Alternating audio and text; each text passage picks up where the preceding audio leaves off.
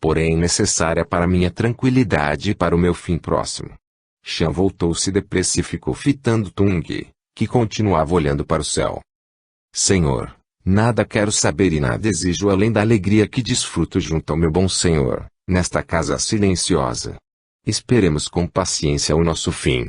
Caso eu parta primeiro, tenho certeza de que serei substituído por outro leal servidor que está somente à espera do chamado para que vir servi-lo. Tung tornou a repetir: Chan, preciso fazer esta confissão o mais breve possível, e estou resolvido a fazê-la agora que estamos tão tranquilos, tendo diante de nós a beleza desta tarde que se finda. Escute a minha dolorosa e trágica história. Sou, Chan, digno do sofrimento que venho passando nesses últimos anos. Pratiquei um atentado horrível, e impune sempre estive graças ao prestígio do meu nome e da minha fortuna. Entretanto, tenho consciência de que sou um grande culpado, um homem indigno e perverso. Preciso e quero lhe fazer esta confissão, pois só assim, talvez, possa encontrar um lenitivo para a dor que me tortura há muitos anos. Chan olhava com insistência, receoso de que Tung estivesse delirando, e ele, compreendendo o receio do velho criado, sorrindo bateu no seu ombro, falando alto: Não, Chan, não deliro, estou na posse completa das minhas faculdades. Quero, agora, neste momento, confiar a você o meu segredo. Escute, venha para mais perto de mim, não quero que perca uma só palavra. O criado obedeceu à ordem e com certo receio trouxe o pequeno banco para mais perto dele. Sentou-se e, calmo, olhando para Tung, disse: Pronto, meu senhor, pode fazer a confissão que deseja, que o seu humilde criado está bem junto e atento para ouvir tudo quanto quiser contar. Tung ficou ainda calado por alguns instantes, olhando o céu de um azul forte. O silêncio do aposento era completo e uma penumbra triste invadia todo o recinto, onde bem perto um do outro estava o ilustre Tung Fu e o seu pobre e velho criado. Era impressionante a tristeza dessa tarde escura que aos poucos findava. Tung, silencioso, estava à espera desse momento para, com a alma dilacerada pelo remorso implacável, fazer a terrível e demorada confissão. Chan não interrompeu o silêncio de Tung, mantinha-se imóvel na cadeira, esperando que ele falasse. A noite já tinha chegado e o aposento estava escuro, só tendo uma réstia de claridade vinda da janela entreaberta. Depois começou a soprar um agradável vento, que sacudia as folhas das árvores vizinhas da casa. Foi quando Tung, com a voz que mais parecia um soluço, disse devagar, baixando a disforme cabeça para mais junto do criado: Chan, a sua bondosa senhora não morreu. Está prisioneira na casa grande de pedras há muitos anos. Chan sentiu um estremecimento percorrer todo o seu corpo curvado, e se ergueu um pouco da cadeira, como querendo fugir de perto do senhor, horrorizado com o inesperado da revelação. Mas, conseguiu se dominar e voltou para o seu lugar, sem pronunciar uma só palavra. Ouviu Tung soluçar convulsivamente, mas nada fez que o interrompesse. Passado o primeiro e doloroso instante, ele continuou: Sim, Chan, creia que Li não morreu, ainda vive, presa num desconhecido subterrâneo na distante casa, sob os cuidados do meu velho criado e da muda, sua mulher. Chan sentia-se tomado de um verdadeiro pavor a cada palavra reveladora que Tung pronunciava. Com incrível sacrifício conseguiu formular uma interrogação. Mas, meu senhor, por que fez prender a bondosa senhora e ainda conserva prisioneira, quando a podia ter ao nosso lado, para suavizar os nossos momentos de solidão? Ela era tão meiga e amiga, não posso acreditar no que diz. Naturalmente, meu senhor, está delirando. Não, Chan. Não deliro. Estou perfeitamente bem e sei o que lhe estou revelando. Li não morreu, acredite, Chan, ela vive ainda. Mas, por que está prisioneira? Ouça. Há muitos anos, quando ainda meu filho tinha apenas 10 anos, casualmente vim a descobrir que Li estava leprosa. Foi, meu amigo, um momento de verdadeiro pavor, quando tive a certeza de que habitava no meu lar uma doente da terrível moléstia. Como sabe, eu tinha um culto de idolatria pelo meu único filho que me fazia esquecer todos os ditames de outro afeto e de outra amizade. Ele simbolizava, para mim, tudo. E foi por esse desmedido e alucinante amor que tinha por Qiang que, sem um só lampejo de piedade e de compaixão, brutalmente, de acordo com ele, Levei-lhe, uma noite, para a casa de pedras e, com todos os requintes de crueldade, atirei-o num lúgubre subterrâneo há muito tempo abandonado, proibindo os criados de vê-la, só permitindo que lhe fosse levado, por um pequeno orifício feito na porta, o necessário alimento. Tanto eu, como Qiang, não tivemos por ela uma só demonstração de afeto e de compaixão. Mas, uma força onipotente e justiceira abateu-se sobre mim, castigando-me cruelmente. Pois não encontrei no meu filho a compreensão e a dedicação que esperava. Tenho, meu bom Chan, recebido a recompensa do meu hediondo atentado, pois não muito tempo depois que afastei do nosso convívio, constatei horrorizado que eu também estava atacado da mesma moléstia. Foram dias após dias de tortura, no afã de encontrar um meio de ocultar de Qiang a minha desgraça. Resolvi levá-lo incontinenti para o estrangeiro e lá o deixar. Não pode calcular, meu bondoso amigo, o que tem sido minha vida. Além da moléstia que destrói impiedosa o meu corpo, tenho a alma dilacerada pelo remorso que me tortura dia e noite. Quando sozinho aqui estou, vejo, sempre vagando perto, o fantasma de Li, ameaçador. Creia, Chan, que venho subindo vagarosamente o meu calvário, levando uma pesada cruz e só espero poder chegar com coragem ao fim.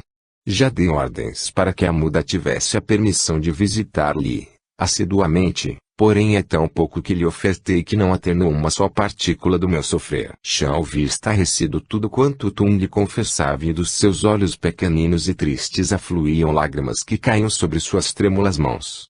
Queria falar, mas não podia, a voz morria na garganta ressequida. Como Tung ficasse calado muito tempo, o criado com dificuldade conseguiu dizer: Senhor, ainda é tempo de fazer alguma coisa pela senhora. Poderei ir buscá-lo ocultamente, ou então nos transportarmos para a casa grande de pedras e, todos reunidos, vivermos tranquilamente. Não, Chan. Não quero que ele me veja neste estado. Daqui não sairei, já lhe disse que esta casa será meu último e definitivo reduto. Quero somente proporcionar ali, mais liberdade e mais conforto. Mas, senhor, permita ao seu velho criado uma simples pergunta. Seu filho já sabe da verdade? Sabe que o meu senhor sofre da mesma moléstia que vitimou sua mãe? Tung, num acesso de desespero, gritou alucinado. Não sabe. Não sabe. Não quero que ele saiba jamais.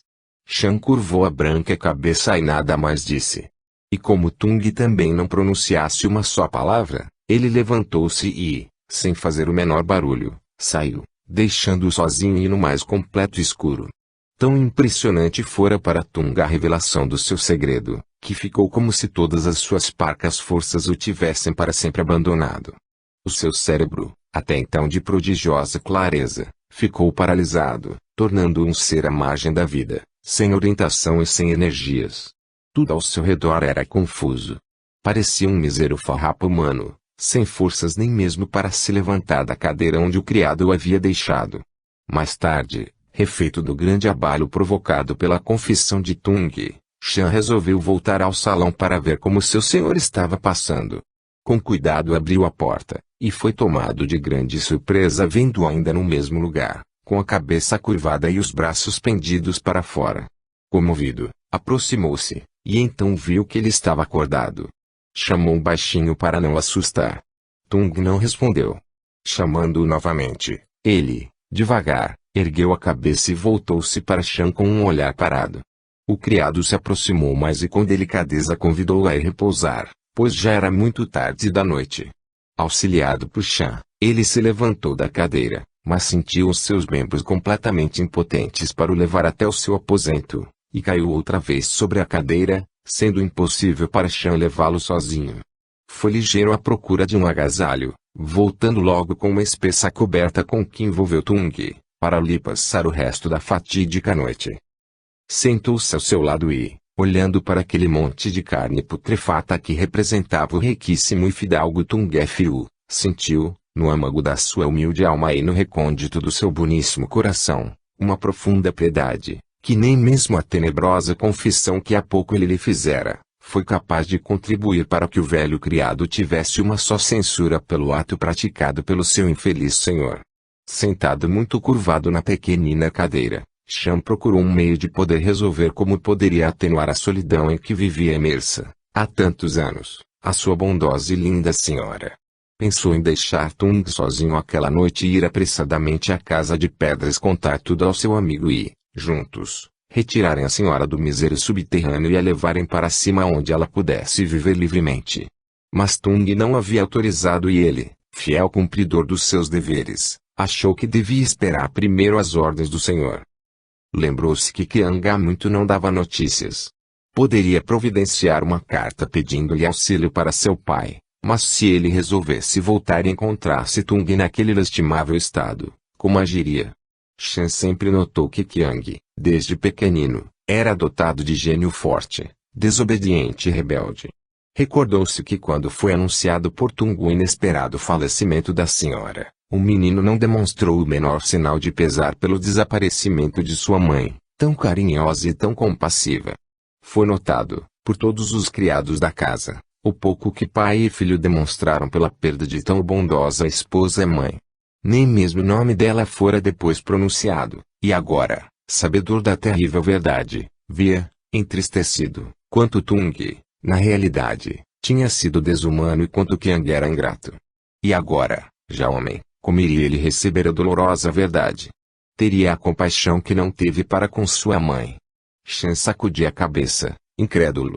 Assim, passou toda a noite sem poder dormir um só instante, e foi contente que viu o sol despontar pela janela que conservara aberta.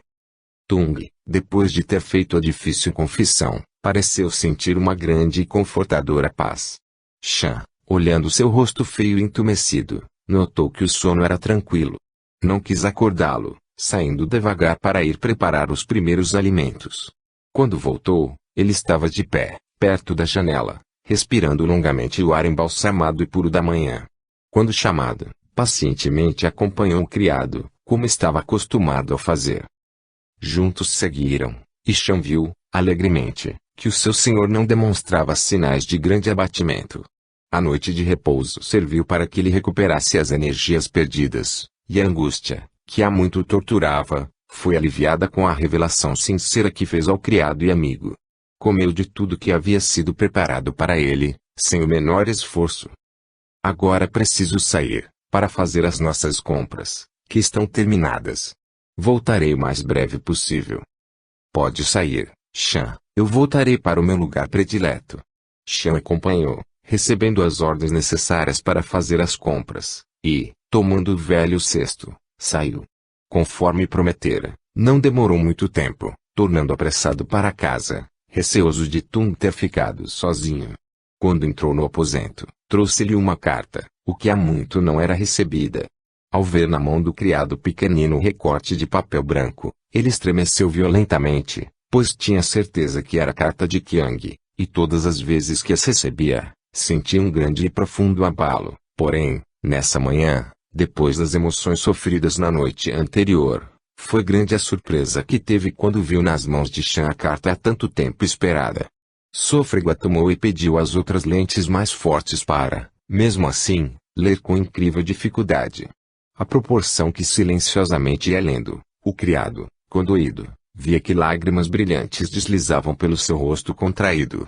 Foi forçado a interromper por mais de uma vez a leitura para limpar as lentes embaçadas pelas lágrimas, e quando terminou, deixou que ela caísse junto à cadeira, ficando com os braços pendidos e olhar perdido no horizonte, que se descortinava pela janela, muito ao longe. Chan, vendo que seu senhor não fazia menção de apanhar a carta, caída perto da cadeira, abaixou-se e, pegando-a, colocou-a novamente nas mãos de Tung. Em seguida, trouxe a sua pequena cadeira, sentando-se, calado, no lugar em que costumava sempre ficar.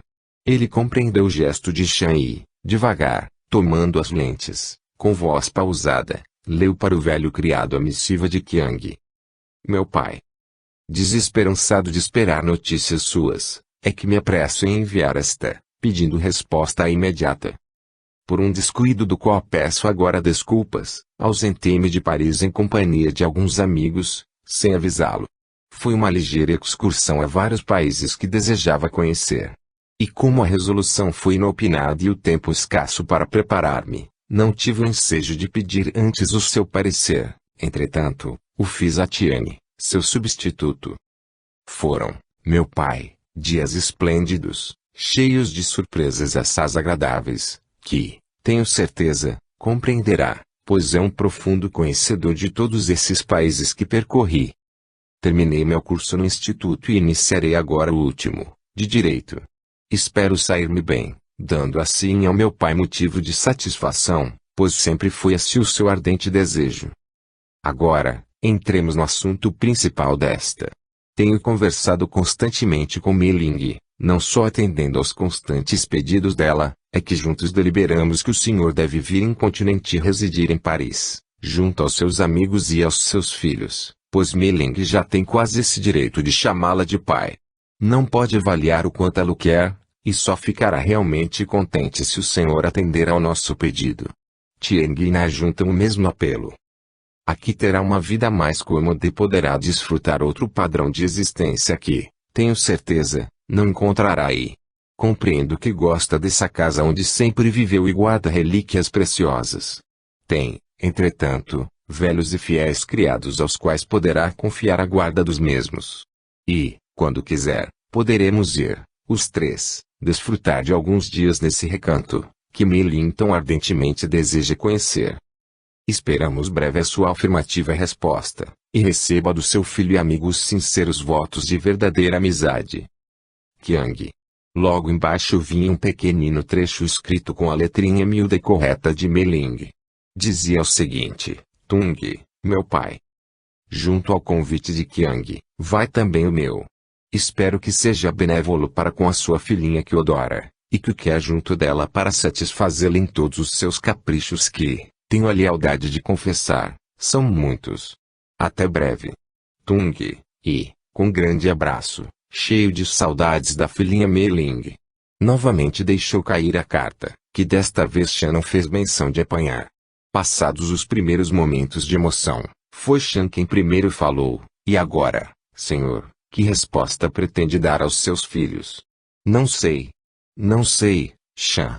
Talvez o mais acertado seja não responder. Levantou-se e, com dificuldade, foi prostrar-se em frente aos retratos de Qiang. Tung piorava dia a dia, parecia que a moléstia traiçoeira o tinha deveras tomado para uma rápida destruição. Shan, vendo que seu senhor continuava imóvel junto aos retratos, foi também ficar ao seu lado para, depois, com delicadeza, fazê-lo retornar à sua cadeira, junto à janela. Senhor, não podemos continuar assim. Reúna suas energias e tente encontrar uma solução para este dilema. Mas, Shan, o que posso fazer? Diga, meu amigo. Acho que, primeiro, devíamos tratar de retirar a senhora do subterrâneo e darmos ela plena liberdade na Casa de Pedras. Poderei ir lá e conversar com meu amigo. E por que o senhor não experimenta ir pessoalmente? Providenciarei o transporte à noite para que ninguém nos veja. Não, Shan, isso não. Não verei jamais Li, não quero vê-la, assim como desejo que ela não me veja. Mas estou de acordo que devemos imediatamente providenciar tudo para ela. Já disse, não sairei nunca desta casa. Não darei resposta imediata a Qiang, dando assim tempo para que eu possa, com mais cuidado, resolver como devo agir. Ele não virá até aqui, tenho certeza.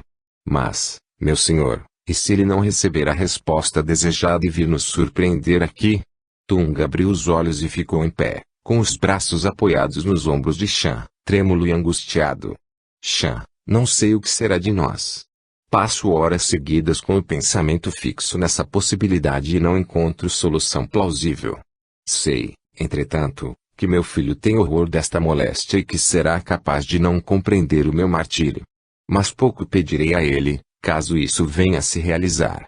Poderá voltar imediatamente e me deixar morrer sossegado e sozinho nesta casa, em que sempre vivi. Meu filho não será tão cruel que seja capaz de negar-me este pedido. Voltará para Paris e no lar amigo de Tiane, tendo por esposa a mais terna e bela donzela, rico e ilustre, poderá viver feliz. E eu, Shan, aqui terminarei os meus últimos e cruéis dias. Não sairei desta casa. Não sairei. Compreende? Sim. Respondeu, com humildade, o velhinho. Eu também daqui não sairei. No dia seguinte, à noite, Chan, conforme resolução de Tung, foi à casa grande de pedras com a incumbência de, junto com a muda e o criado, providenciar a retirada de Li do oculto subterrâneo. O seu senhor ficaria sozinho na solitária e rica moradia. Deu a Chan plenos poderes de ir ele mesmo conversar com Li e fazê-la subir para casa, onde, daquele dia em diante, seria a sua residência, tendo os 2 servidores para sua companhia. Quando veio se despedir de Tung, este o fez, mais uma vez, sentar-se junto à sua cadeira para lhe fazer novo pedido. Quero, Chan, que observe bem Li e que eu seja o meu mensageiro leal junto dela, fazendo-a sentir o quanto venho sofrendo e como é sincero o meu arrependimento. Peço também que ainda nada diga sobre o meu estado de saúde. Quero poupá-la desta dolorosa revelação. Mais tarde, então sim, poderei confessar tudo. Agora não quero e tenho certeza de que obedecerá às minhas ordens. Pode ir, Chan. À noite, muito escura, mas agradável, Chan, guiando o pequeno carro puxado por um só animal, saiu veloz da cidade. Ao iniciar a estrada deserta, deixou que o animal fosse a passos vagarosos. Era muito larga a estrada, circundada de espessa vegetação, sendo que inúmeras árvores, nessa época do ano, estavam cobertas de agrestes e perfumosas flores. Ele que vivia, há tanto tempo, fechado no estreito recinto de uma casa, sentiu verdadeiro alívio quando sentiu o ar puro da noite. No seu cérebro cruzavam as mais confusas interrogações. Desde o instante em que Tung leu a carta, não pôde mais deixar de sentir preocupações, pois conhecia quanto Qiang era dotado de rebeldia e temia pela sorte do seu querido senhor. Assim pensando, o que poderei fazer? Nada. Esperemos, portanto, agora o essencial é proteger a infeliz senhora e rodeá-la de todo carinho, atenuando levemente a sua desventura. Depois de percorrer devagar todo o percurso, foi com um suspiro que divisou ao longe a casa de pedras. Ao chegar junto ao grande portão, prendeu o animal e ficou ainda alguns minutos parado como para refazer as suas energias. Preciso de coragem para poder enfrentar, com calma, a minha bondosa senhora, meditou. Parecia o velho Chan que lhe ressuscitava. Há tantos anos que a julgava morta. Resoluto, deu o sinal de alarme. Não demorou muito, o criado apareceu e, ao vê-lo, teve certeza que algo de extraordinário ele vinha fazer. No vasto salão, Chan pôs o criado a par de sua missão, recebendo, de pronto, a seguinte resposta. Quer, agora mesmo, descer ao subterrâneo? A minha mulher está lá. Eu o acompanharei. Vamos, Chan, reparar, embora tardiamente, a falta do nosso senhor. E, juntos, os 2 leais criados de Tung desceram. Chan sentiu um forte arrepio quando deparou com a antiga escada e com o longo corredor escuro que levava ao subterrâneo. Ao chegar perto da porta ele sentiu um certo temor, que o fez encostar-se à parede encardida. Foi, então, guiado pelo amigo que levava bruxuleante luz, dando assim um aspecto ainda mais tétrico ao lúgubre lugar. Chan, sem forças, tornou a recostar-se à parede, e o criado, compreendendo e sentindo também a mesma comoção, com calma esperou que voltassem as forças a ambos. Foi Chan que, resolutamente, passado o primeiro difícil instante, disse: Vamos, abra a porta. Ouviu-se a chave ranger na fechadura enferrujada pelo tempo. Apesar da porta se abriu, e os 2 velhos criados depararam, então, com um quadro que jamais pensariam ver. Li e a muda, muito juntinhas, trepadas no pequenino banco, com as mãos presas às grades de ferro da pequena janela, olhavam a noite maravilhosa. No momento em que a porta foi aberta, Li cantarolava baixinho. Era a mesma canção de que ela tanto gostava e os criados puderam ouvir as suas derradeiras palavras: Afastai minha grande dor. Suavizai minha agonia. Li voltou-se assustada com o ranger surdo da fechadura e, atônita, deparou com Chan e o marido da sua amiga, que não via há muitos anos, encostados à porta. Vendo Li se voltar rapidamente, o mesmo fez sua companheira, que também ficou atordoada com o imprevisto. Foi tão tocante a surpresa que nem Li, nem os criados foram capazes, no momento, de pronunciar uma só palavra. Ela desceu calmamente do banquinho, o mesmo fazendo a muda. Os criados continuaram prostrados perto da porta. Vendo que eles nada diziam, com coragem, ela aproximou-se deles e comovida, perguntou: o que desejam aqui? Por que vêm perturbar a minha tranquilidade? Chan, então, chegou junto dela e, com voz entrecortada pelos soluços, mal pôde pronunciar algumas palavras. Senhora, será que não reconhece o seu humilde velho servidor? Li abriu muitos olhos, estampando no seu rosto todo o assombro que lhe causava ouvir outra voz além da sua própria. Há muitos anos que não conversava com quem quer que fosse, pois a sua única companheira era muda. Quando ouviu Chan falar perto dela, teve uma verdadeira emoção, difícil de ser explicada. E o velho criado, vendo o rosto assustado e amedrontado de Li, aproximou-se ainda mais, tentando, desse modo, demonstrar que vinha como amigo. A muda, temerosa de que eles praticassem qualquer violência com sua querida senhora, veio para perto dela, como se quisesse desse modo defendê-la.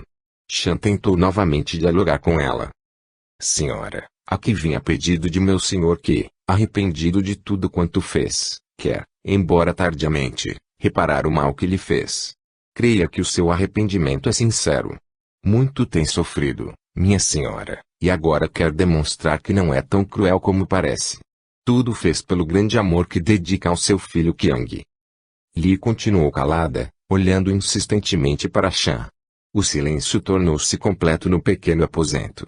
O criado pôde ver que ela continuava, como sempre, muito bela, apesar de ter os cabelos quase todos embranquecidos. Porém, no seu rosto perfeito, poucas rugas apareceram e ele, surpreso, notou que ela não tinha sinais evidentes da doença terrível. Só quando um clarão mais intenso da lua penetrou no pequenino aposento, clareando-o todo, foi que Chan pôde ver que ela estava com as mãos mirradas e os dedos curvos e retorcidos, sinais positivos da verdade dolorosa. Entretanto, Li ainda era encantadora. Num rápido exame a comparou com Tung, verdadeiro monstro de fealdade. E no seu boníssimo coração, mais um sentimento brotou de piedade para com Tung, dedicando-lhe agora, mais do que nunca, um verdadeiro culto de compaixão. Como seu senhor tem sido castigado.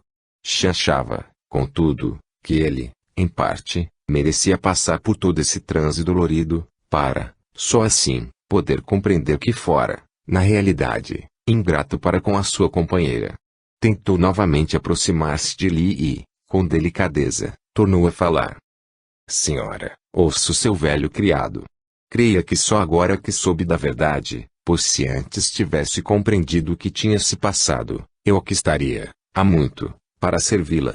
Vamos, bondosa senhora, junto com seus amigos, deixar, para sempre, este terrível lugar. Li não respondeu. Continuou calada, olhando para os dois criados. Debaúde, Chan tentou pela terceira vez. Senhora, peço, atenda ao meu pedido.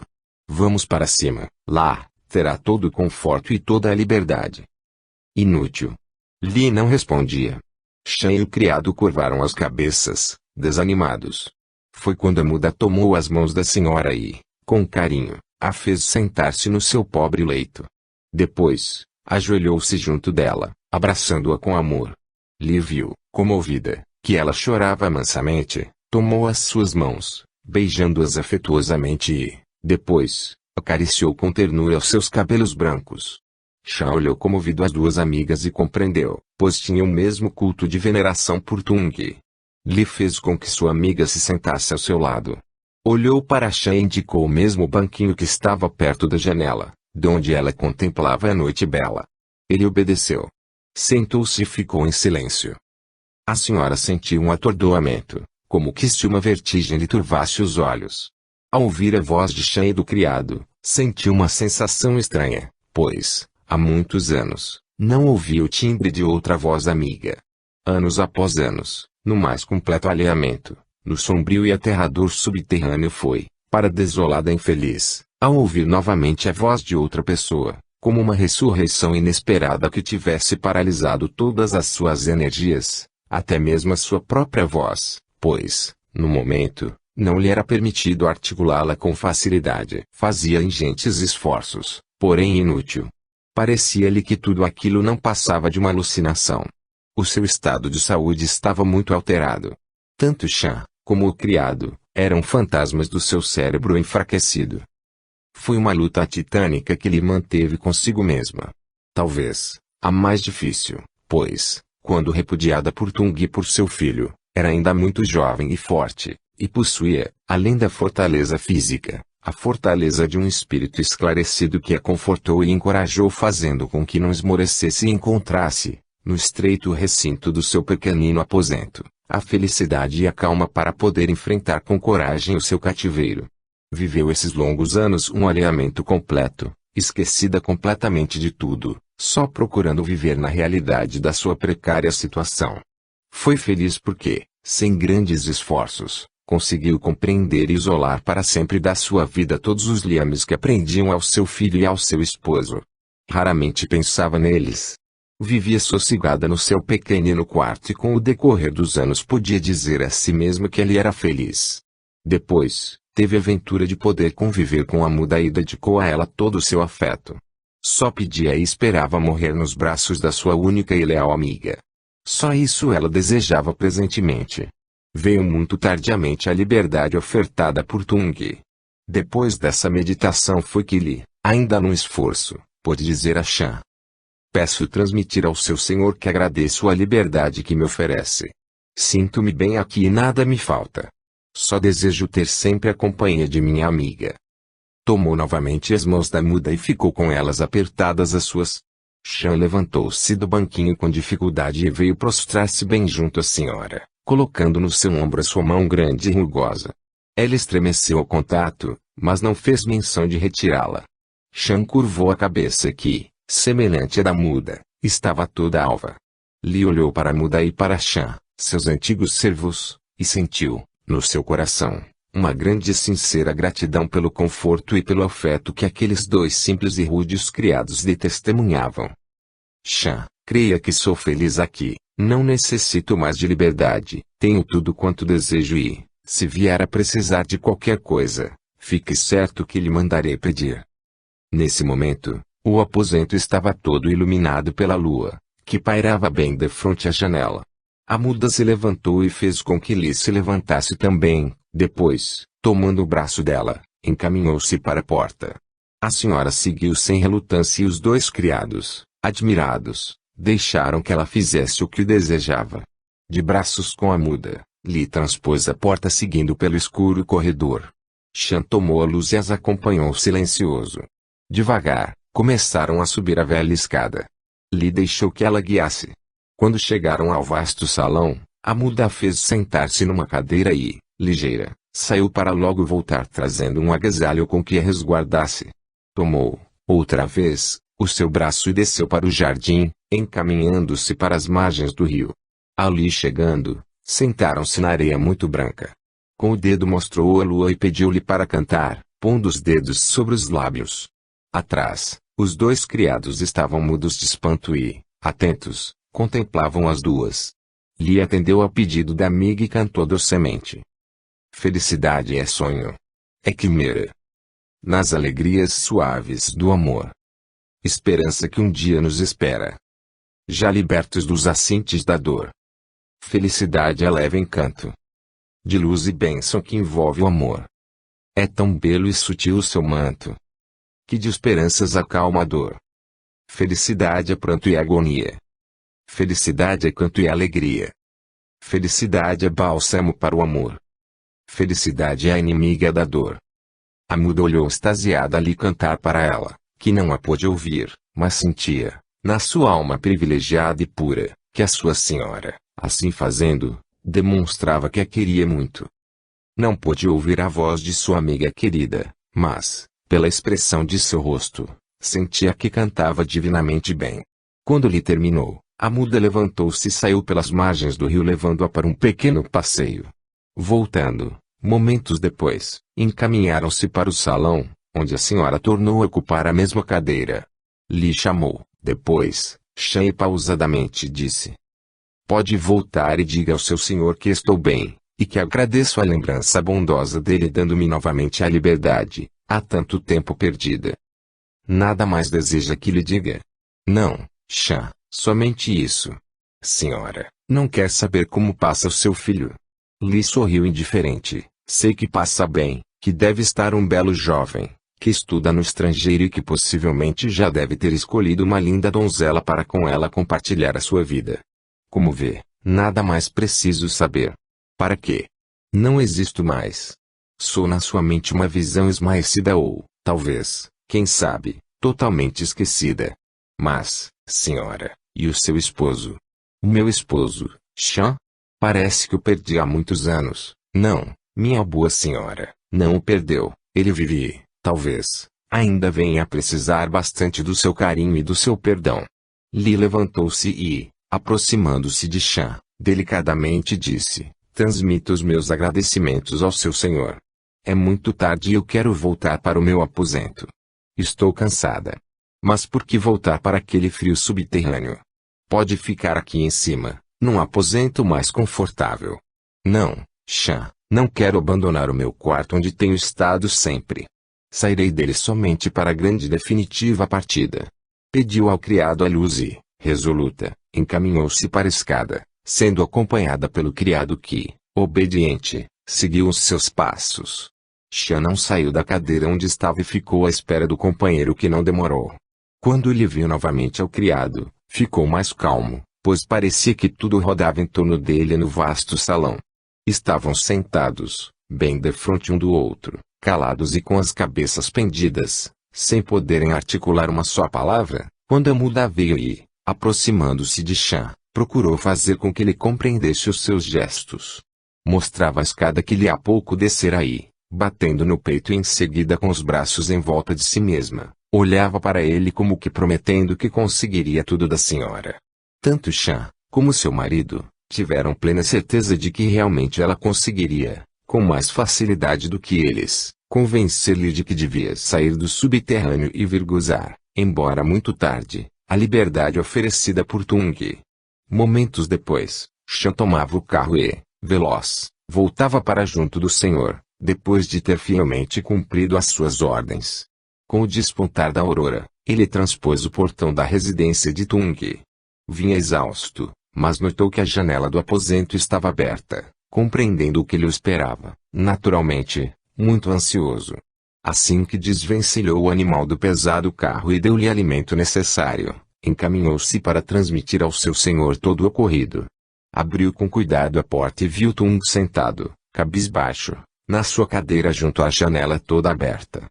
Não demonstrou sinal de que tinha visto Chan chegar. Foi preciso que o velho criado se aproximasse bem junto dele para que, então, devagar, Tung erguesse os olhos para depois, com sofreguidão, o interrogar. Então, como encontrou a sua senhora? Chan demorou a responder.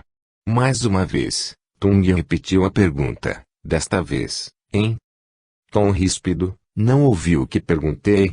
Sim, respondeu ele. E por que não diz logo o que viu? Senhor, fiz tudo quanto mandou, a senhora passa bem e manda agradecer pela liberdade que lhe foi oferecida. Mas, Chan, diga-me como lhe está. Senhor, ela continua bem e creia que a moléstia, apesar de terrível, não a deformou muito. Saiu do subterrâneo. Sim, para um ligeiro passeio em companhia da muda, voltando depois para lá. Como? Gritou, alto, Tung. Então não mandou preparar outro aposento para ela? Mandei, porém, a senhora fez questão de voltar para o seu antigo aposento, mas espero que, breve, a muda consiga que ela venha definitivamente para cima. Tung se manteve calado por muito tempo, sem olhar para o criado que, sentado na pequenina cadeira, com paciência, esperou que o senhor falasse. Momentos depois, Tung se voltou para ele e, com voz trêmula, tornou a perguntar. Chan, a sua senhora não está muito deformada? Diga-me sinceramente, quero saber toda a verdade sobre o seu estado. Senhor, creia que não estou faltando com a verdade, nem estou exagerando no que digo. A senhora está tão bonita como quando daqui saiu, só mesmo com muita atenção é que se pode ver que ela é doente. Mas, Chan, não é possível que depois de tantos anos Li não esteja completamente deformada. Não quer me contar a verdade para me poupar mais sofrimentos. Compreendo isso, meu bom Chan. Não. Não estou faltando com a verdade. A senhora está bonita e só nas mãos mirradas e nos dedos curvos é que se pode ver que ela é doente. Meu senhor, por que não nos mudamos para lá? Com um pouco de paciência e de carinho, tenho certeza que a senhora o perdoará e, assim, poderíamos todos viver com mais liberdade, cercados de mais afeto, enfim, com mais alegria aguardaríamos tranquilamente nosso fim. Não, Chan, já lhe disse, mais de uma vez, que daqui não sairei. Não quero ver-lhe, assim como não desejo que ela me veja. Nesta casa esperarei a morte que, talvez, não tarde muito. O dedicado criado não disse mais uma só palavra e, silencioso, deixou o aposento de Tung. 10. Nos sombrios caminhos da ingratidão. Enquanto em Cantão se passavam todos os fatos descritos, Qiang, Nai, Tieng e principalmente Meiling, em Paris, esperavam ansiosos a resposta de Tung. Porém, os dias iam se passando e a carta tão desejada não chegava. Todos os dias, Qiang ia à casa de Meiling, que o esperava no jardim junto ao portão e, antes mesmo de qualquer pergunta, o interrogava aflita. Chegaram notícias de Tung? Qiang então respondia. Não, Meiling, até agora nada. Não sei explicar o que se passa com meu pai. Não sei. Ao entrar, Tieng e Nai faziam as mesmas perguntas. Depois, reunidos na grande e confortável sala, ficavam entregues às mais desconcertantes dúvidas. Meiling dizia. Tenho certeza de que Tung está seriamente doente, pois do contrário não deixaria de nos dar notícias. Principalmente a última carta, ele responderia. E se Tung, assim como aconteceu com Ali, tivesse morrido repentinamente? Interrogou Nai. Um brusco arrepio percorreu todo o corpo de Qiang, uma palidez repentina cobriu o seu rosto de traços másculos e, no seu olhar arrogante, uma nuvem de dúvida perpassou ligeira. Meiling notou tudo isso e, pegando com afeto as suas mãos, disse com meiguice, não, Tung não morreu, só pode estar doente, precisando muito de nós. Qiang deve ir imediatamente a Cantão para ver o que se passa e trazê-lo para junto de nós. Seus pais concordaram com a jovem e foram unânimes em pedir a Qiang para que fizesse esse pequeno sacrifício por seu pai. Ele, de cabeça baixa, não disse uma só palavra e, no seu cérebro exaltado, cruzavam as mais atrozes conjecturas. Foi preciso um esforço sobre-humano para que ele controlasse os seus nervos e mantivesse uma calma aparente. Demonstrando real interesse pelo pedido de Meiling, prometeu pensar mais demoradamente antes de tomar qualquer resolução. A mocinha, entretanto, insistiu. Qiang, é preciso urgentemente ter notícias de Tung, não podemos abandoná-lo assim, você tem de ir imediatamente à China? Sim, Meiling, prometo que irei o mais breve possível, e, despedindo-se de todos, voltou para sua residência, procurando coordenar melhor os planos para a breve partida à sua pátria, em busca da verdade. Muito tempo ficou Qiang sentado no seu aposento, relembrando diversas cenas passadas entre ele e seu pai, desde a partida de Cantão até a chegada a Paris, e só agora, na plenitude das suas energias, é que podia fazer um exame mais concreto e ver que algo de anormal perturbava seriamente o seu velho pai. Recordou quando, alegres, se preparavam para vir a Paris e, inesperadamente, ao entrar no salão, encontrou Tung sentado e com o rosto molhado de recentes lágrimas. Interrogou e ele, com dificuldade, confessou que não estava passando bem. Quis até deixar de vir a Paris. E, desde então, sua transformação foi completa. Ele era muito jovem para analisar, como deveria, todos os gestos e todas as atitudes de Tung, só agora que, ao recordar todos esses pormenores, ficou acabrunhado e desolado. Meu pai me disse, muitas vezes, que se sentia seriamente enfermo, mas nunca procurou tratar-se como devia fazer. E qual seria essa doença que o fazia chorar tão sentidamente e nunca mais o deixou ser o mesmo homem ativo e forte? Interrogou a si mesmo. Recordou-se, depois, de sua mãe, leprosa, e, talvez, ainda vivendo. Qiang sentia verdadeiro horror só em pensar na vaga possibilidade de seu pai vir a ser também um leproso. Levantou-se e, nervoso, percorreu com passos largos o aposento, em profunda meditação. Preciso ir à China. Tenho de ir. E se eu deparar com o meu pai leproso? Como poderei agir? Não quero que Mei Ling saiba, e jamais saberá se isso for verdade. Terei de empregar todas as minhas forças, terei de calcar todos os sentimentos para encobrir, como ele fez, a verdade sobre minha mãe. Essa nódoa terrível terá que desaparecer. Jamais permitirei que saibam que Qiang é filho de monstruosos e repugnantes leprosos. Mas, como poderei fazer? Como? Era muito criança quando meu pai enclausurou minha mãe. Pouco me recordo sobre o que ele contou da Casa de Pedras, porém sei que existe um subterrâneo oculto, onde foi minha mãe feita prisioneira. Caso venham a se concretizar as minhas suspeitas, poderei usar o mesmo subterrâneo nele e forçar meu pai a viver oculto para sempre. Naturalmente, minha mãe não vive mais. Nesse momento, lembrou-se também das preciosidades acumuladas por Tung durante muitos anos de peregrinação pelo mundo, e ainda as obras de arte dos seus antepassados, verdadeiras e valiosas relíquias que ele teria de possuir como último descendente. Surgiram ante os seus olhos de avarento e ambicioso as porcelanas magníficas que valiam uma fortuna. Tenho de ir à China. Tenho de ir. E as telas? As miniaturas? As joias? As armas? Os livros? Preciso ir imediatamente.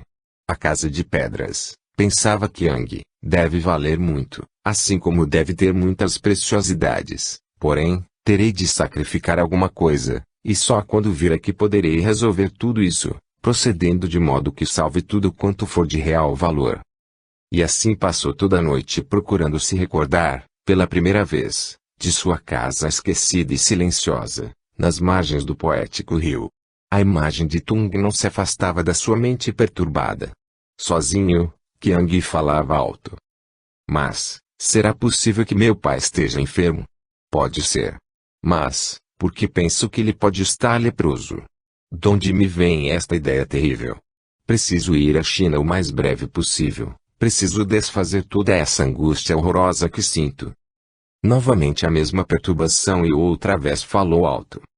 Será que minha mãe morreu ou será que meu pai teve a insensatez de ir viver junto dela na Casa de Pedras? Se ele assim fez, não perdoarei. Não. Ele seria incapaz de procurar uma leprosa. Sei quanto essa moléstia o apavora. Eu também sinto o mesmo horror. Já são passados tantos anos e, ainda agora, só em recordar que minha mãe foi uma leprosa, sinto o sangue deixar de circular normalmente nas minhas veias. Não posso conceber nem sequer ver, ao longe, um leproso. O seu aspecto causa-me um asco que não sei explicar. Tenho por essa moléstia um verdadeiro pavor. Acho que todos os seres atingidos por essa doença nefasta e incurável, deviam ser imediatamente eliminados, evitando assim o contágio terrível e a possibilidade de poderem perturbar, com os seus aspectos monstruosos, com as suas chagas putrefatas, os não atacados. Não posso nem mesmo pensar em ver, perto de mim, um desses doentes miseráveis. Seria para mim a maior desgraça, caso viessem a saber que sou filho de uma desgraçada leprosa. Qiang não conseguiu dormir, muito cedo se levantou e saiu. Não procurou um carro para levá-lo ao instituto, como costumava fazer. Preferiu fazer todo o percurso a pé, pois a manhã estava linda e fresca. As árvores que enfeitavam algumas ruas, por onde o jovem passava, estavam maravilhosamente verdes, pois era plena primavera. Quando deparou com o instituto, resolveu não assistir às aulas e continuar o passeio. Devagar, seguiu até uma grande praça onde sentou-se em um banco e ficou outra vez entregue às suas meditações, sem forças para interrompê-las. A praça possuía frondosas árvores e inúmeros canteiros, que nessa época do ano estavam todos floridos. Chegava até Qiang o sutil perfume das flores entreabertas. Tudo nessa manhã era belo, o céu, muito claro, era prenúncio de um soberbo dia. Bandos ruidosos de crianças chegavam para gozarem do esplêndido recanto. Qiang, alheio a tudo em seu redor, só pensava na próxima viagem. Sentia já uma saudade infinda de Mei Ling, preocupado em passar sozinho os longos e enfadonhos dias de travessia. Mas tenho de ir. Preciso ir, pensava, decidido.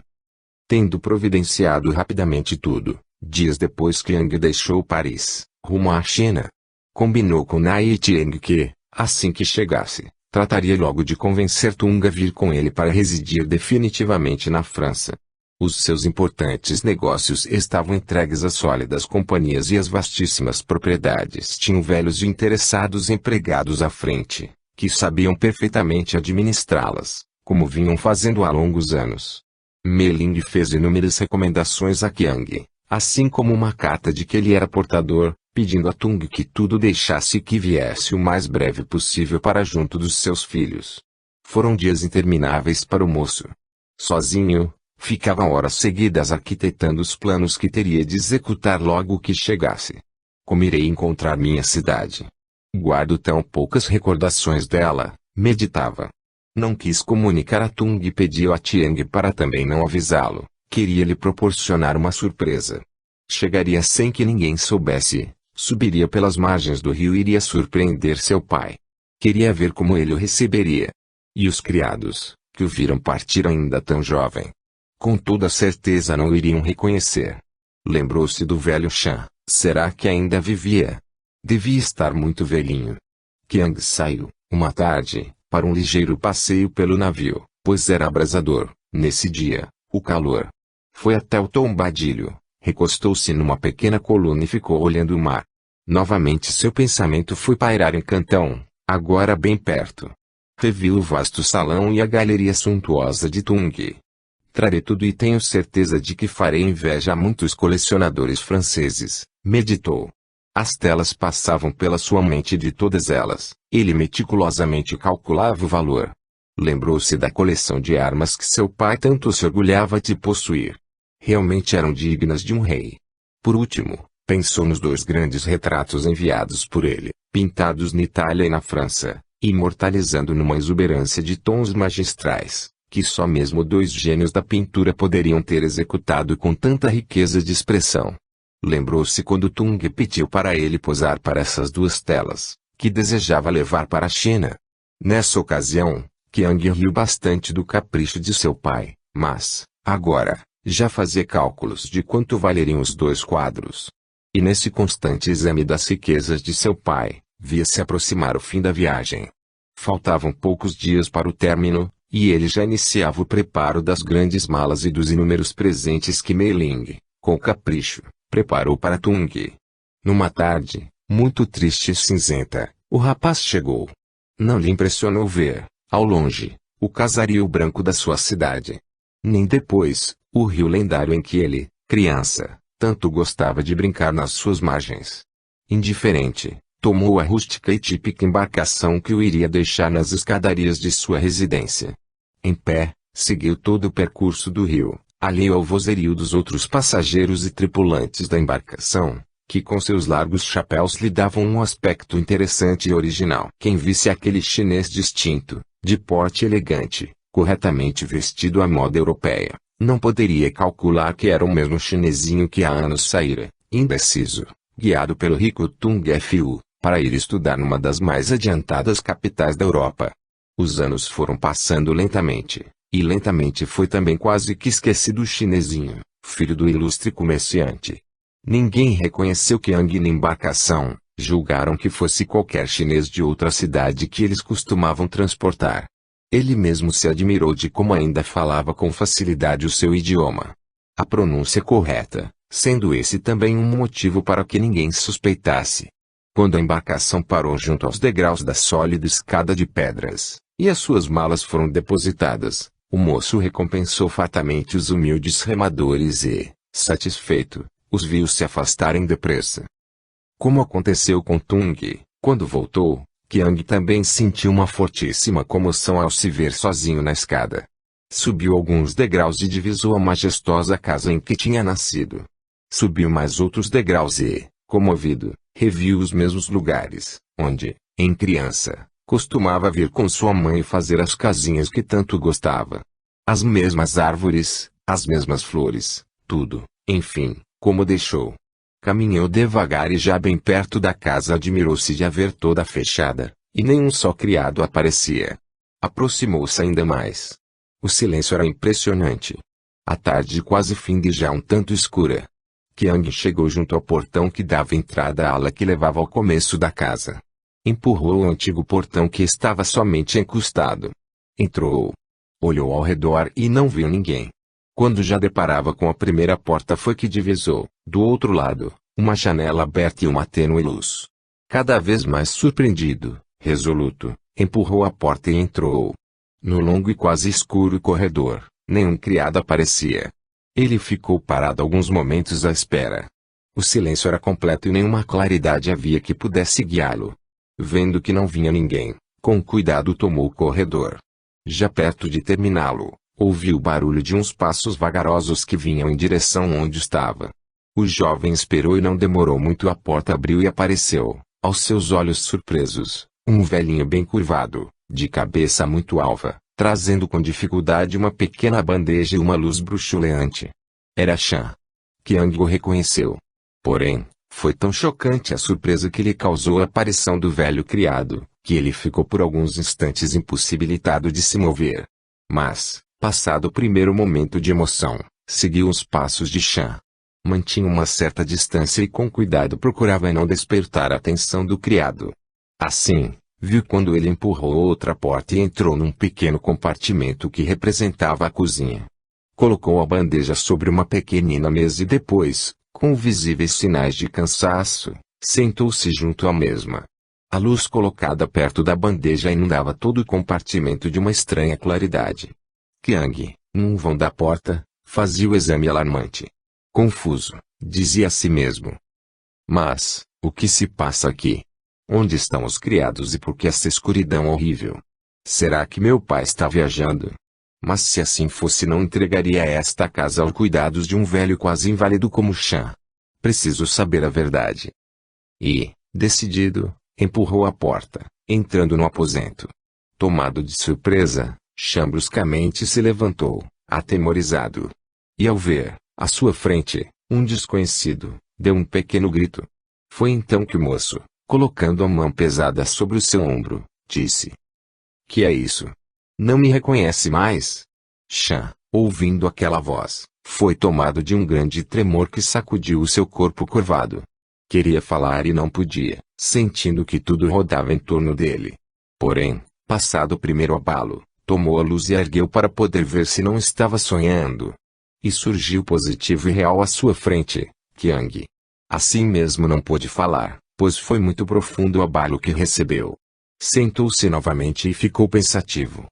Qiang olhou ao redor à procura de uma cadeira, trouxe-a para junto dele e sentou-se também. Chan, por que não fala? Onde está meu pai? Vim lhe fazer uma surpresa. Por acaso está viajando? Chan não respondeu. Qiang insistiu, porque vejo minha casa tão abandonada, sem os criados e às escuras.